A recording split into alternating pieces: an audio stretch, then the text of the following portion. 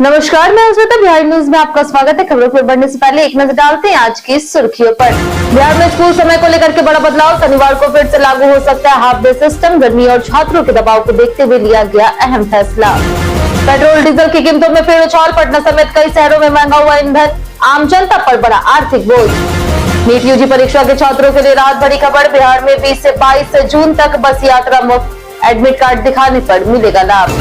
बिहार सरकार का बड़ा फैसला, जर्जर मकानों वाले गरीब परिवारों को मिलेगा आर्थिक सहायता। मुख्यमंत्री ग्रामीण आवास योजना के तहत जिलों को 10 करोड़ रुपए होगा जारी। रूटीन चेकअप के लिए सिंगापुर जाएंगे लालू यादव, किडनी ट्रांसप्लांट के बाद कराएंगे नियमित जांच। सीबीआई कोर्ट से मिले विदेश यात्रा की अनुमति। चलिए एक नजर डालते हैं शाम तक की बड़ी खबरों की ओर विस्तार से। बिहार में शनिवार को फिर लागू होगा हाफ डे स्कूल। बिहार में सरकारी स्कूलों के समय और कार्य दिवस को लेकर के चल रहा विवाद अब समाप्त होने की ओर है।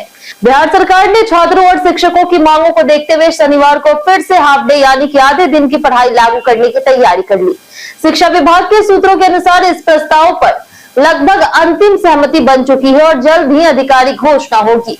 हाल ही में हुई उच्च स्तरीय समीक्षा बैठक में स्कूल समय छात्रों की उपस्थिति और गर्मी की स्थिति पर चर्चा की गई, जिसमें शनिवार को पूरे दिन पढ़ाई से बढ़ते दबाव को देखते हुए पुरानी व्यवस्था बहाल करने का निर्णय लिया गया। नए समय सारणी के तहत सोमवार से शुक्रवार तक नियमित कक्षाएं चलेगी, जबकि शनिवार को आधे दिन स्कूल होगा। इससे लगभग 5,50,000 शिक्षकों और करोड़ों छात्रों को राहत मिलने की उम्मीद है। नई व्यवस्था गर्मी की छुट्टियों के बाद लागू की जा सकती है। पेट्रोल डीजल महंगा, बिहार में फिर बढ़े ईंधन के दाम। अंतर्राष्ट्रीय बाजार में अमेरिका और ईंधन के बीच तनाव बढ़ने का असर अब भारत में पेट्रोल डीजल की कीमतों पर दिखाई दे रहा। कच्चे तेल की कीमतों में उतार चढ़ाव के कारण तेल कंपनियों ने पेट्रोल में 87 पैसे और डीजल में 91 पैसे प्रति लीटर की बढ़ोतरी की, जो शुक्रवार रात से लागू हो गई। बिहार की राजधानी पटना में पेट्रोल 111.11 रुपए और डीजल 97.14 रुपए प्रति लीटर पहुंच गया। पिछले 10 दिनों में यह तीसरी बढ़ोतरी है। राज्य के अन्य शहरों जैसे कि गया, बेतिया, सीतामढ़ी, भागलपुर और पूर्णिया में भी ईंधन के दाम अलग अलग स्तर पर बढ़े, जबकि बेगूसराय में पेट्रोल सबसे महंगा है। लगातार बढ़ती कीमतों से आम जनता पर आर्थिक बोझ बढ़ रहा। परिवहन महंगा होने से फल, सब्जी और अन्य जरूरी वस्तुओं की कीमतों में भी वृद्धि की आशंका है, जिससे आने वाले दिनों में महंगाई और बढ़ सकती है। नीट छात्रों को मिलेगी मुफ्त बस सुविधा। बिहार सरकार ने नीट परीक्षा में शामिल होने वाले छात्रों के लिए बड़ी राहत की घोषणा की है। मुख्यमंत्री सम्राट चौधरी ने कहा कि 20, 21 और 22 जून को परीक्षार्थी बिहार राज्य पथ परिवहन निगम की सभी सरकारी बसों में मुफ्त यात्रा कर सकेंगे। इसके लिए छात्रों को केवल अपना नीट एडमिट कार्ड दिखाना होगा। यह फैसला पेपर लीक विवाद के बाद दोबारा आयोजित हो रही नीट यूजी परीक्षा के मद्देनजर लिया गया। परीक्षा रद्द होने के बाद छात्रों को यात्रा और आर्थिक खर्च को लेकर के परेशानी का सामना करना पड़ा था। सरकार ने प्रशासन और सामाजिक संगठनों से भी सहयोग की अपील की है, ताकि बस स्टैंड और परीक्षा केंद्रों पर पानी, छाया और अन्य सुविधाएं उपलब्ध कराई जा सके। साथ ही सुरक्षा और ट्रैफिक व्यवस्था के विशेष इंतजाम किए जा रहे हैं। यह पहल छात्रों को आर्थिक और मानसिक राहत देने के उद्देश्य से की गई है। बिहार पुलिस ने जाति आधारित एनकाउंटर आरोपों को किया खारिज। बिहार पुलिस ने जाति देख करके एनकाउंटर करने के आरोपों को सिरे से खारिज कर दिया। एडीजी सुधांशु कुमार ने कहा कि पुलिस की कार्रवाई केवल आत्मरक्षा में होती है और जवाबी फायरिंग के दौरान जाति नहीं देखी जाती। उन्होंने स्पष्ट किया कि पुलिस और अपराधियों की कोई जाति नहीं होती। यह बयान नेता प्रतिपक्ष तेजस्वी यादव के आरोपों के बाद आया। एडीजी ने बताया कि राज्य में अपराधियों पर सख्ती बढ़ने के साथ पुलिस कर्मियों पर हमले भी बढ़े, जिसके चलते कार्रवाई जरूरी हुई। उन्होंने बताया कि इस साल अब तक 33,000 से अधिक गंभीर अपराधियों को गिरफ्तार किया गया। साथ ही 1,433 अपराधियों की अवैध संपत्ति की पहचान की गई, जिनमें से कई मामलों में कुर्की और जब्ती की प्रक्रिया जारी है। अदालतों में तेजी से सुनवाई कर हजारों मामलों में सजा भी दी गई है। पुलिस का दावा है कि यह अभियान अपराध पर बड़ी सख्ती का संकेत है। बकरीद 2026 पर गांधी मैदान में करे सुरक्षा इंतजाम। बकरीद पर्व इस वर्ष 28 मई को संभावित है, जिससे लेकर के प्रशासन ने सुरक्षा और विधि व्यवस्था की तैयारियां तेज कर दी। पीएम त्यागराजन एसएम और एसएसपी कार्तिकेय के शर्मा ने बैठक कर अधिकारियों को संवेदनशील और अति संवेदनशील क्षेत्रों में विशेष सतर्कता बरतने के निर्देश दिए। सोशल मीडिया पर कड़ी निगरानी रखने और अफवाह फैलाने वालों पर तुरंत ही कार्रवाई करने के निर्देश दिए। शांति व्यवस्था बनाए रखने के लिए बंद पत्र, नियमित पेट्रोलिंग और शांति समिति की बैठकें आयोजित करने के निर्देश दिए गए। गांधी मैदान में बड़ी संख्या में नमाज को देखते हुए अस्थायी थाना, सीसीटीवी निगरानी, पेयजल, प्रकाश, पार्किंग की व्यवस्था की जाएगी। नगर निगम, पीएचईडी, स्वास्थ्य विभाग और ट्रैफिक पुलिस को भी विशेष जिम्मेदारियां दी गई। प्रशासन ने स्पष्ट किया है कि माहौल बिगाड़ने या अफवाह फैलाने वालों पर सख्त कानूनी कार्रवाई की जाएगी। बिहार में नई टीचर ट्रांसफर पॉलिसी जल्द होगी लागू। बिहार में शिक्षकों के ट्रांसफर के लिए नई नीति जल्द लागू होने की तैयारी है। मुख्यमंत्री सम्राट चौधरी ने शिक्षा विभाग की उच्च स्तरीय समीक्षा बैठक के बाद इसकी घोषणा की। नई पॉलिसी के तहत महिला शिक्षिकाओं को उनके घर के पास स्थित स्कूलों में पोस्टिंग दी जाएगी, जबकि पुरुष शिक्षकों को अपने गृह जिले के बगल के प्रखंड में ट्रांसफर का अवसर मिलेगा। सरकार का उद्देश्य ट्रांसफर प्रक्रिया को अधिक पारदर्शी और आसान बनाना है। बैठक में शिक्षा मंत्री मिथिलेश तिवारी और वरिष्ठ अधिकारी भी मौजूद थे। सीएम ने निर्देश दिया कि शिक्षकों की सुविधा को प्राथमिकता दी जाए।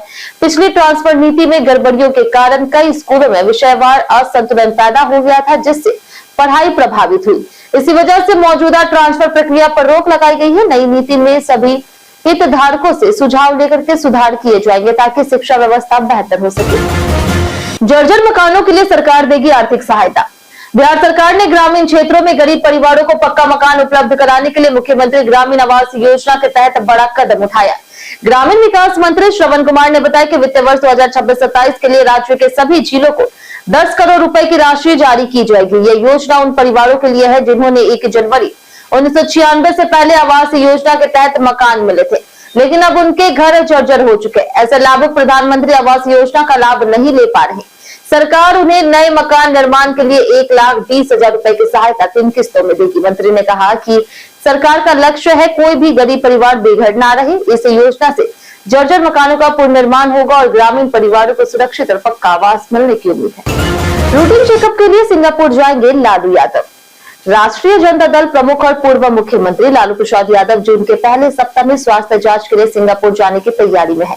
वे किडनी ट्रांसप्लांट के बाद नियमित रूटीन चेकअप और विशेष डॉक्टरों से परामर्श लेंगे। इसके लिए उन्होंने सीबीआई विशेष अदालत से विदेश यात्रा की अनुमति मांगी थी, जिसे स्वास्थ्य कारणों को देखते हुए मंजूरी मिल गई और उनका पासपोर्ट भी जारी कर दिया गया। लालू यादव का 2022 में सिंगापुर के माउंट एलिजाबेथ अस्पताल में किडनी ट्रांसप्लांट हुआ था, जिसमें उनकी बेटी रोहिणी आचार्य ने किडनी दान की थी। डॉक्टर उनके किडनी फंक्शन, ब्लड रिपोर्ट और अन्य स्वास्थ्य मानकों की जांच करेंगे। लालू लंबे समय से कई बीमारियों से जूझ रहे हैं, लेकिन उनकी स्थिति में सुधार बताया जा रहा। राजद कार्यकर्ता उनके अच्छे स्वास्थ्य की कामना कर रहे हैं और उनके जल्द वापसी की उम्मीद जताई जा रही है। राज्य समिति में चेतन आनंद की एंट्री से बढ़ी सियासत। बिहार की राजनीति में मुख्यमंत्री सम्राट चौधरी की सरकार ने राज्य स्तरीय कार्यक्रम कार्यान्वयन समिति का पुनर्गठन किया, जिसमें कई राजनीतिक संतुलन साधने की कोशिश दिखाई दे रही। समिति का अध्यक्ष मुख्यमंत्री खुद होंगे, जबकि उपाध्यक्ष के रूप में भाजपा के संजय सरावगी और जेडीयू के उमेश सिंह कुशवाहा को राज्य मंत्री का दर्जा दिया गया। इसके अलावा 12 सदस्य बनाए गए हैं, जिसमें जेडीयू विधायक चेतन आनंद और मोकामा के अनंत सिंह की पत्नी नीलम देवी सहित कई अन्य विधायक शामिल है। सभी सदस्यों को उप मंत्री का दर्जा मिलेगा, जबकि उपाध्यक्षों को राज्य मंत्री की सुविधाएं मिलेगी। चेतन आनंद, जो पूर्व सांसद आनंद मोहन के पुत्र हैं, पहले मंत्री पद की दौड़ में थे, लेकिन उन्हें कैबिनेट में जगह नहीं मिली। अब समिति में उनकी नियुक्ति को राजनीतिक संतुलन साधने की कोशिश मानी जा रही। दूसरी ओर आनंद मोहन के बयानों से सियासी विवाद भी बढ़ा है। बिहार में भूजल दोहन पर लगेगी रोक, नई योजना तैयार। बिहार में भूजल के अत्यधिक दोहन पर नियंत्रण के लिए पीएचईडी विभाग ने नई योजना की तैयारी की है। विभाग का उद्देश्य भूजल के बढ़ते उपयोग को रोकना और पानी की गुणवत्ता सुधारना है।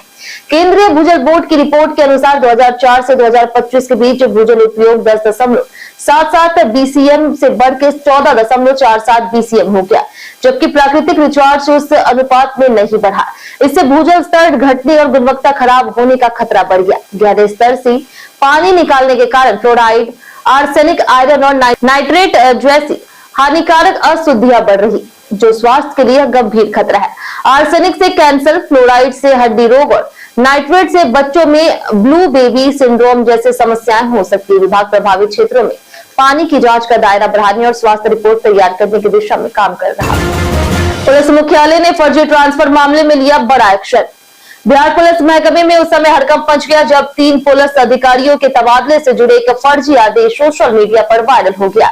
यह आदेश बुधवार देर रात तेजी से फैला, जिससे पुलिस विभाग में अफरा तफरी मच गई।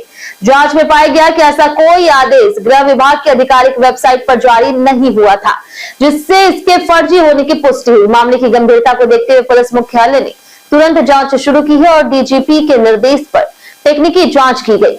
जांच में खुलासा हुआ कि इस फर्जीवाड़े के पीछे विभाग के ही एक पुलिसकर्मी की भूमिका थी, जिसे गिरफ्तार कर लिया गया। वहीं प्रशासनिक कार्रवाई के तहत पीरो एसडीपीओ कृष्ण कुमार सिंह को मुख्यालय में क्लोज कर दिया गया और उनकी जगह साइबर क्राइम के अधिकारी को अतिरिक्त प्रभार सौंपा गया।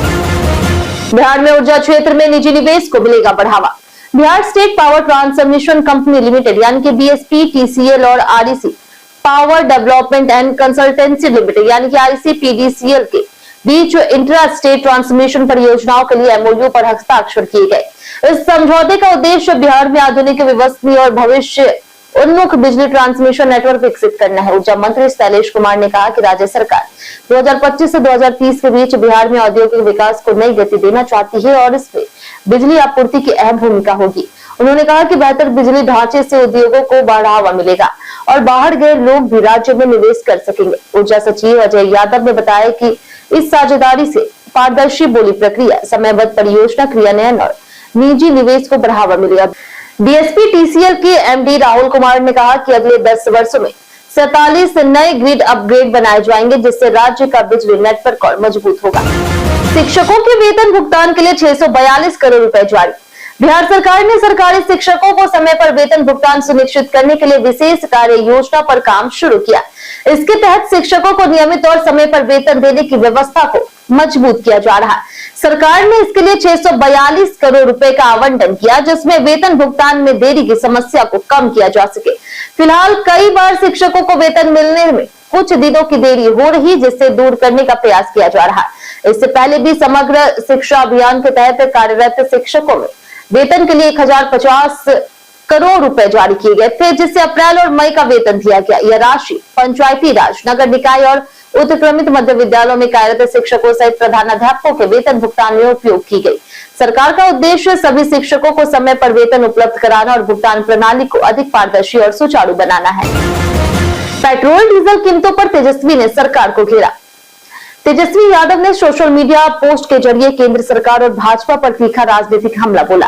उन्होंने पेट्रोल, डीजल और सीएनजी की बढ़ती कीमतों को मुद्दा बनाते हुए कहा कि पिछले 10 दिनों में ईंधन के दाम करीब 5 रुपए प्रति लीटर तक बढ़ गए, जिससे आम जनता पर सीधा आर्थिक बोझ पड़ रहा।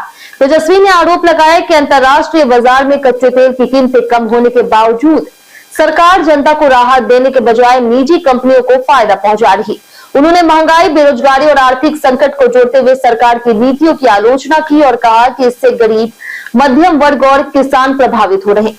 साथ ही उन्होंने आरोप लगाया कि सरकार असली मुद्दों से ध्यान भटकाने के लिए धार्मिक और भावनात्मक मुद्दों को उछाल रही। उन्होंने भाजपा की राजनीति पर भी कटाक्ष किया। एलएसजी वर्सेस पीबीकेएस मुकाबला आज, प्लेऑफ की जंग होगी रोमांचक। लखनऊ सुपर जायंट्स और पंजाब किंग्स के बीच आईपीएल 2026 का 68वां मैच आज लखनऊ के इकाना स्टेडियम में शाम 7:30 बजे खेला जाएगा। तो 7 बजे होगा, जिसमें ऋषभ पंत और श्रेयस अय्यर आमने सामने होंगे। लखनऊ पहले ही टूर्नामेंट से बाहर हो चुकी है, जबकि पंजाब किंग्स को प्लेऑफ की रेस में बने रहने के लिए यह मैच जीतना जरूरी है। इकाना स्टेडियम के मिक्स मिट्टी पिच पर बल्लेबाज और गेंदबाज दोनों को मदद मिल सकती है। आंकड़ों के अनुसार यहाँ लक्ष्य का पीछा करने वाले टीमों को थोड़ी बढ़त मिली है। मौसम साफ रहेगा और बारिश की संभावना नहीं है। दोनों टीमों के बीच अब तक 7 मुकाबले हुए, जिनमें से पंजाब 4 और लखनऊ 3 मैच जीती। यह मुकाबला प्लेऑफ की दिशा तय करने में अहम साबित हो सकता है। बीते दिन हमारे द्वारा पूछे गए सवाल का जवाब आप लोगों में से बहुत लोगों ने हमारे कमेंट बॉक्स सेक्शन में लिख कर दिया है। जिन्होंने हमारे द्वारा पूछे गए सवाल का जवाब दिया उनके नाम है गीता देवी, ललन यादव, लक्ष्मी मेहता, संजीव कुमार, राजकिशोर महतो, विनोद शाह, मिंटू सोनी, अनवर करीम खान, रंजीत मिश्रा, जितेंद्र ठाकुर, पारस कुमार, रवि मोहन वर्मा, राजकिशोर महतो, राकेश कुमार, नौशाद रजा, अर्जुन राम, राजवेंद्र, ताती, कामेश्वर सिंह, नगेंद्र कुमार और दीपक कुमार। इसी के साथ बढ़ते आज के सवाल की। आज का सवाल है, स्वास्थ्य सेवाओं की स्थिति को लेकर के बिहार के जनता कितने संतुष्ट है? आप अपना जवाब हमें हमारे कमेंट सेक्शन में लिखकर बताएं। आज के लिए इतना ही। बिहार की तमाम खबरों के साथ बने रहने के लिए देखते रहे बिहारी न्यूज और साथ ही यूट्यूब चैनल पर देखिए, चैनल को सब्सक्राइब कर दे और अगर आप फेसबुक पेज पर देख रहे हैं तो लाइक और फॉलो जरूर करें।